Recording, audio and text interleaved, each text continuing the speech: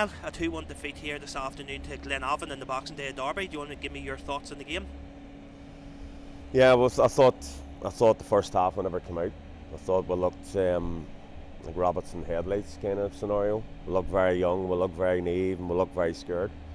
I think the occasion got to a few of the kids as well, and but I thought once we got in at half time and had a good chat, I thought we were much better in the second half. And I think I was a wee bit of a sickener in the second half. We might have been a wee bit lucky coming in at 0-0 at half time, but I actually thought in the second half we looked dangerous. We were breaking away very dangerously. And I thought when we got their equaliser, we were having the best period in the game. But as I say, the goals we concede, they're very, very frustrating.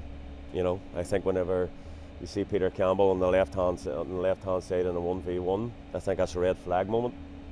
And I don't think we reacted quick enough to get somebody over to give Albie a hand with that situation. And then the overload comes. But overall, I'm gutted for the supporters, gutted for everybody. But I think what it showed today is, you know, certainly in the second half, there's not much. We're not too far away. We're just if we can get a wee bit of experience and get a wee bit of, you know, that wee bit of quality that we're missing, and add the experience to that there and leadership, winners, then I don't think we're too far away from picking points up against, you know, the bottom 6 teams.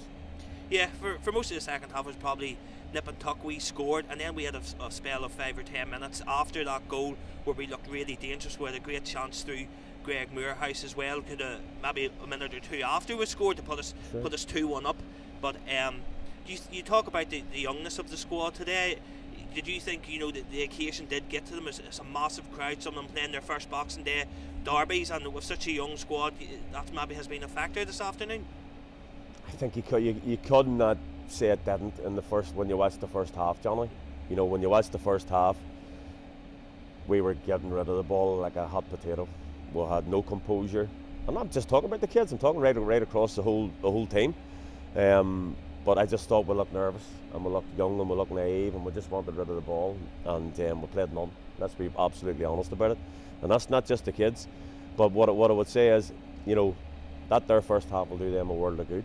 It will evolve them, it will progress them really quickly, because they came out in the second half and done better, a lot better. So I think credit where it's due, but I do think the circumstances of the game and the crowds and stuff like that, it was a big day for a lot of people. It was a big day for everybody, you know. But I think it certainly in the first half performance wasn't anywhere near how we have been playing and how good we've been.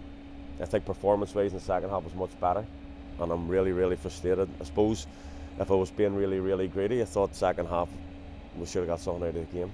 You know, I thought we had as many chances as they had. I thought JJ's header over the bar in the first half was his best chance of the whole first half, the glancing header from the free kick.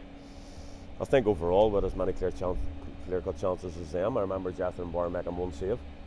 So bad as it was in the first half, I thought we could have came away with a point, Johnny. The transfer window opens in less than a week. Is the aim then maybe to add a wee bit more experience, people with Irish League experience to the squad for the second half of the season? That's what we're trying to do, Johnny. If we're going to be perfectly honest about it, you know, we're just in a situation where we need a wee bit of experience, and we're working really hard. But with that, there you need quality as well. You know, we have got some deals done, some deals over the line. We're waiting on 2 or 3 as well. But we really do need them to come into the squad ASAP. You know, we look at our bench today, and our bench is with no strikers in the bench today. You know, when you're looking to change things, and you're looking at JJ and you're looking at Greg, we had to go the whole game with them guys today.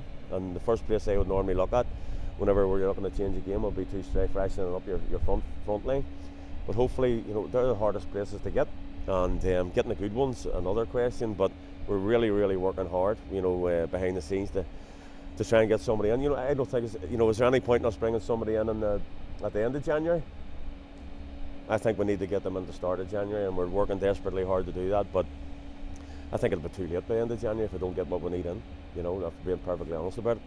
But yeah, we need to get at least a couple of front end players in. There's no doubt about that. But as I say, we've got good foundations in place with players that are coming in. But we definitely need the last third of the pitch strengthened as well, because, you know, JJ and Greg are fighting a very lonesome battle up there, just the 2 strikers at the club. No, we'll have Igor. But Igor's obviously being injured today, but he shouldn't be, a club this size shouldn't be sitting with no striking options on the bench in a game like this today. Unfortunately, that was the case. No problem, thank you, Niall. You're welcome.